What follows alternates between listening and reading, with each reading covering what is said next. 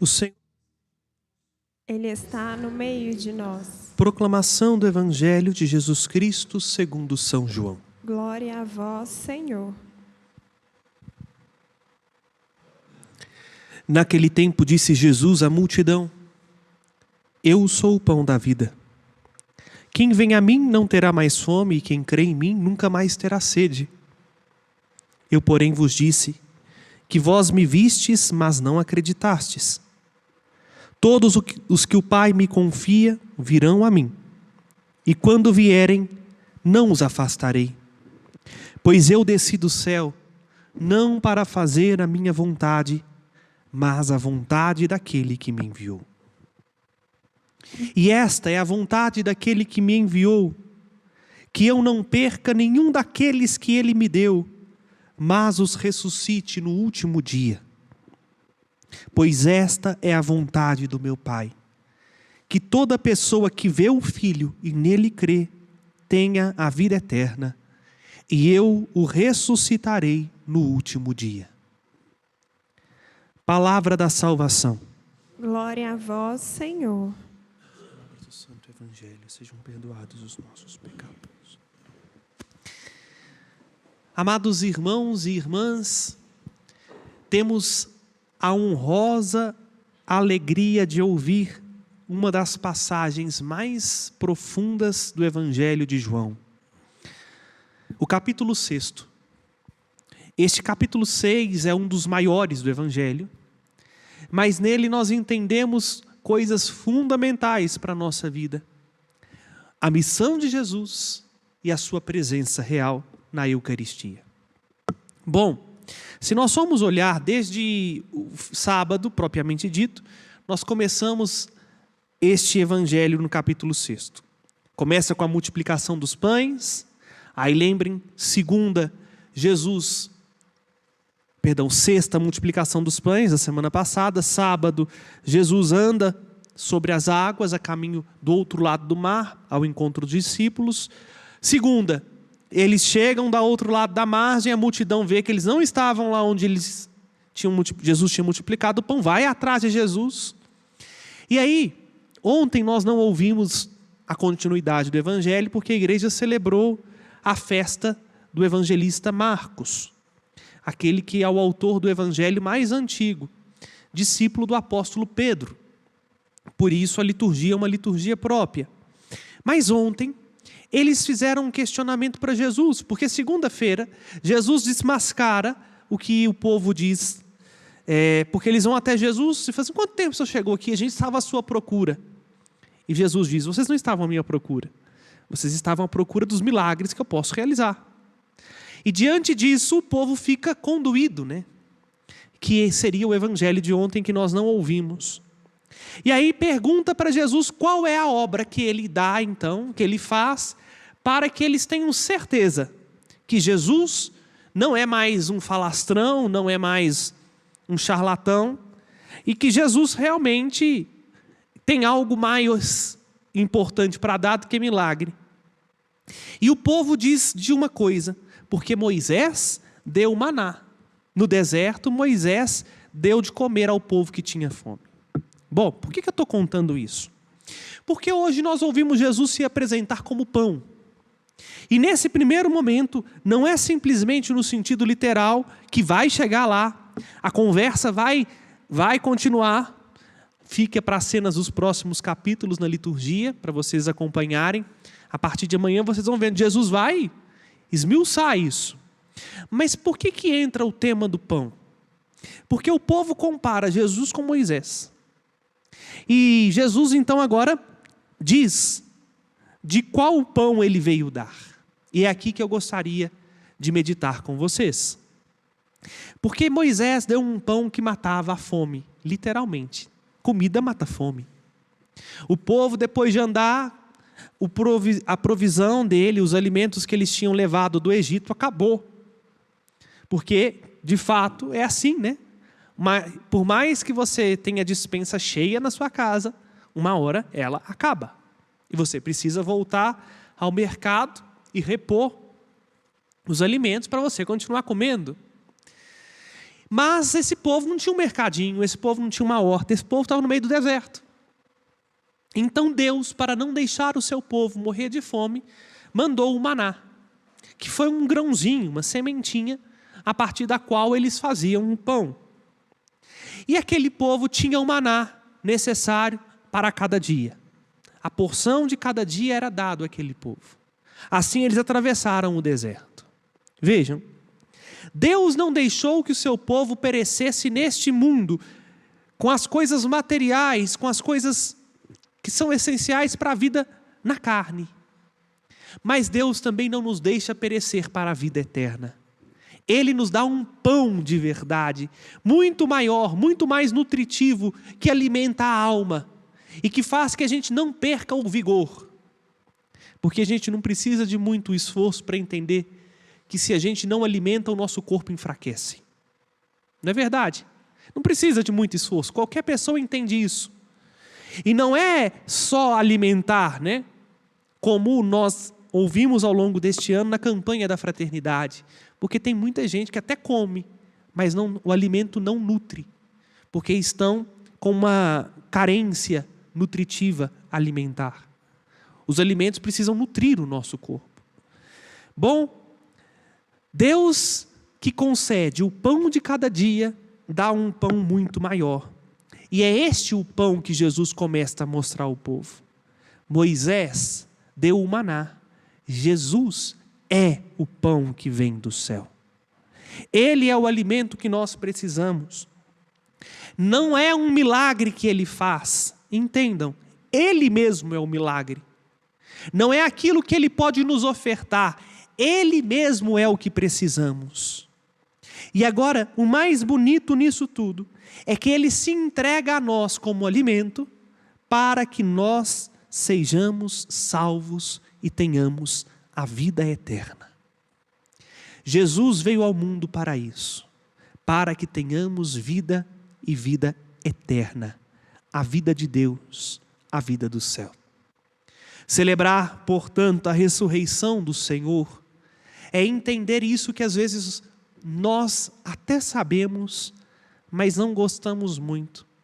Jesus não veio para transformar este mundo.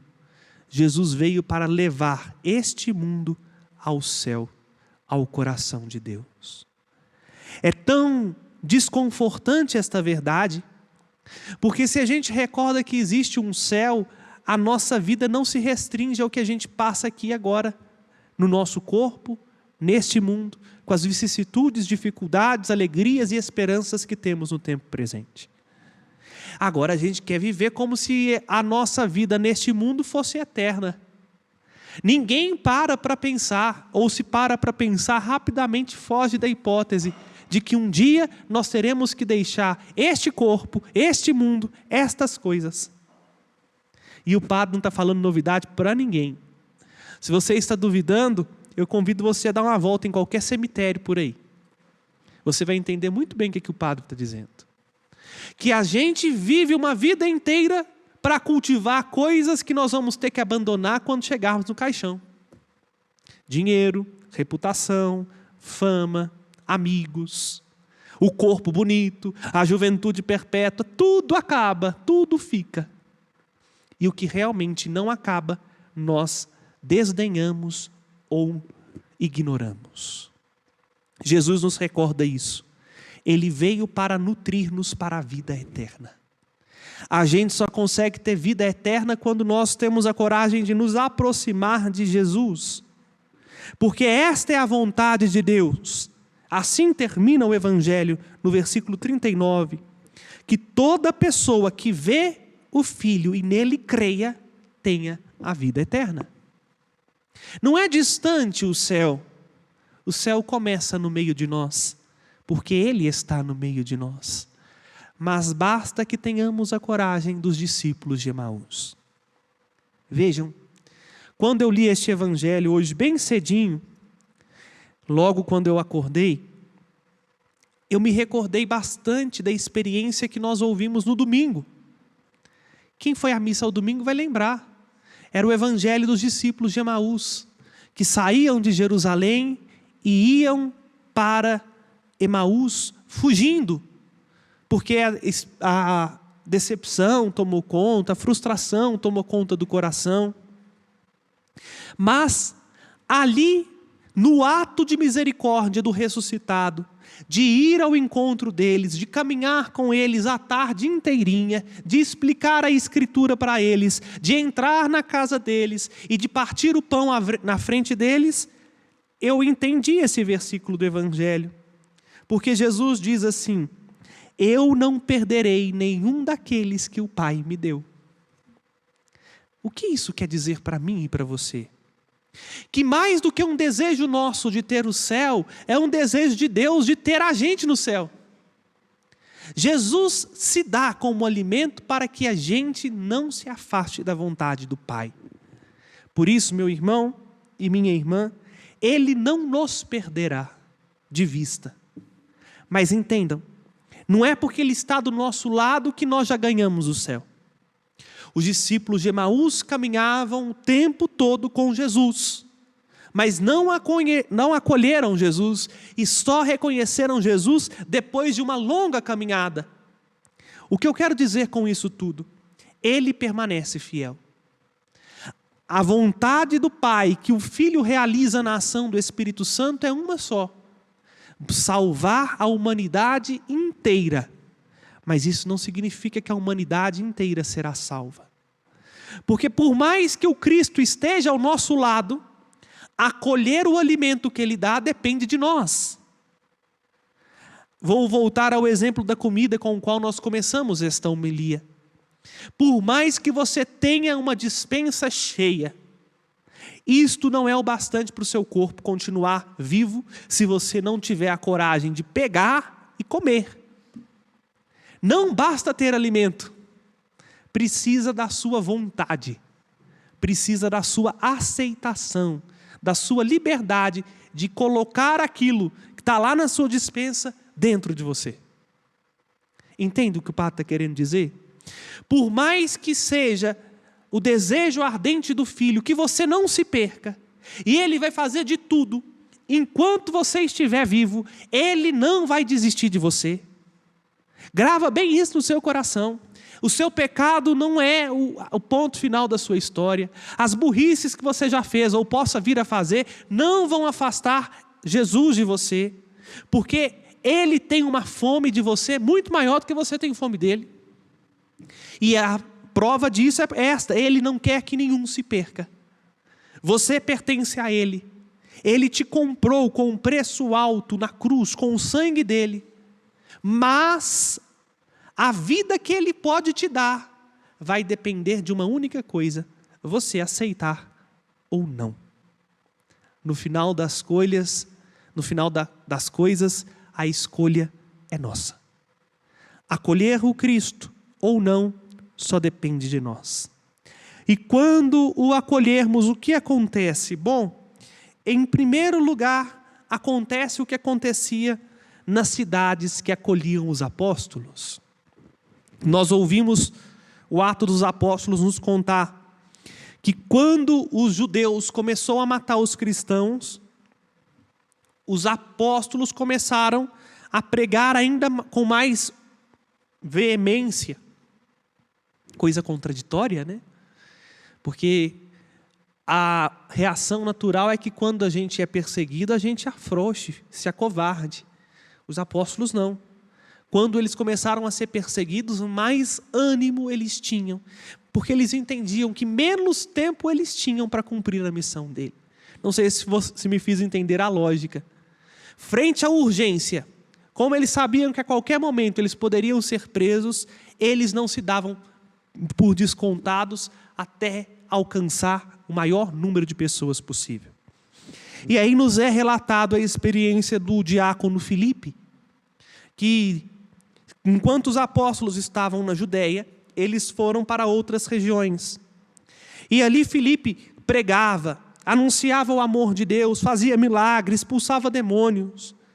E diz assim, o versículo 8, com o qual termina o Evangelho: era grande a alegria naquela cidade. Vejam bem, aqui nós temos um termômetro bom para saber se estamos alimentando-nos da vida que Jesus nos dá ou colocando outra coisa no lugar de Jesus. O termômetro está bem concreto diante dos nossos olhos. Era grande a alegria daquele povo. Primeira pergunta que a gente faz: como anda a alegria no seu coração? Bom, se não está lá essa coisa toda, pode ser que o que está faltando é um acolhimento deste alimento verdadeiro. Porque vejam, meus irmãos, nós não estamos inventando a roda. Eu só estou dizendo do que aconteceu. A primeira coisa que se transforma quando nós acolhemos o alimento que vem do céu, que é o próprio Jesus, é a alegria.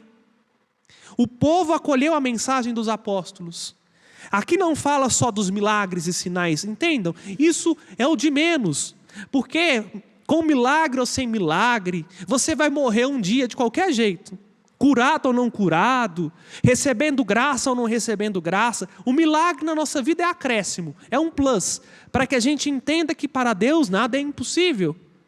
Mas muito mais do que o milagre, a presença de Jesus é que transforma.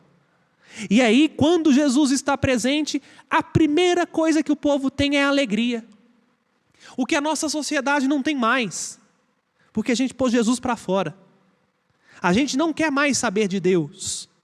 E ensinamos desde pequeno às nossas crianças que é muito mais útil um celular do que a presença de Jesus. Como é que a gente ensina isso? Quando a gente solta um celular na mão deles e não dá testemunho de cristão dentro de casa. Aí a gente hoje fica aí, vivendo atrocidades na nossa sociedade, sem entender, o que está acontecendo com o povo? Fato, abandonamos o alimento verdadeiro e estamos perecendo por falta de fome. E mais, desculpa me dizer, a culpa é nossa enquanto igreja.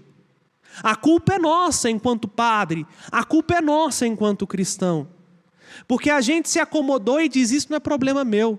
As pessoas não querem saber de Jesus, um problema é delas. Eu estou vivendo minha vida do meu jeito, então dane-se o resto. Estamos pagando um alto preço por causa da nossa indiferença com a fé. Porque quando a gente alimenta de Jesus, é grande a alegria naquela cidade.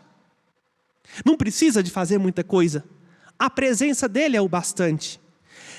E aí o segundo sinal que nós temos, se estamos nos alimentando do pão vivo, que é o próprio Cristo, é a vida eterna.